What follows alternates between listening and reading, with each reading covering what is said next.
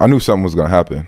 Like when LeBron hit that little buzzer beater with the right running and gamed us like that, me and Fred looked at each other in the locker room like, yeah, man, something gonna go. Not playing with you. Yeah, like, it was like, man, something gotta go. Like something's gonna change. And like we didn't know what it was. Like #1 seed and we got swept. Like that don't happen. Like you got like Boston took them to 7. You know what I mean? Like how do we not get one game? So like I knew there was gonna be an adjustment.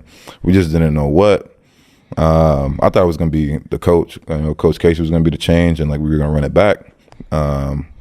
But when Demar got traded, it was like, oh, like everybody was glued to their phone. Like, okay, who's next? Right, Like somebody else is going, And we got Y. Then they hired Nurse, and that whole like process after like going into training camp was just different. Like it was a different feel. Like every year I was in Toronto, we was in the playoffs. Like we felt good. Like, oh, this team's solid. We got the right pieces, but like the calmness and like I don't even know, like the energy that Y had, like and has, you know what I mean? Like when Y stepped on the floor, like you like, oh, we got a chance. You know what I mean? Like to go to the top, and that's how it was. He elevates. Yeah, like that first day in training camp, like we looking at each other like, oh, yeah, we got this year, man. We got Y, like, and just the way he moving, like the way he's like, this is a different feel, man. It's like looking at Bron or like Jordan or Kobe on the court. You know what I mean? Just the way he's able to read the game and like the stillness he has when he plays.